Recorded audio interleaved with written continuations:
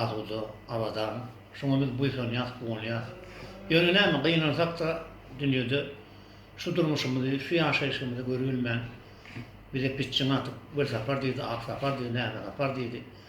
O ýelinden näme bolsa gel görkel, näme etmeli, näme etmeli, näme etmeliligini, niri görmeligini Türkmen halkymyza ama özüni aýdym bilýän halk. O bize şu durmuşymyzdan gaty arza, o ýurdumyzda azudalyk, abadanlyk, adama hormat goýulýar. Uly ösüş bilen ýurdumyz öňe barýar. Näme ol ağza kenle kemkäs orgurumlar edip adamlaryň ýüregini şişirip ýa-da başga bir ýaman ýollara çagyrmagy, dinimizde de, dämimizde de hiç hasanan dürtler şonu.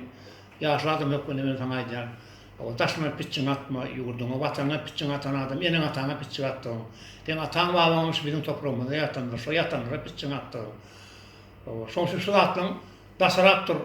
Yaman adamlaryň näkesinden gepine gitme. O ýurduma hyýanat etme.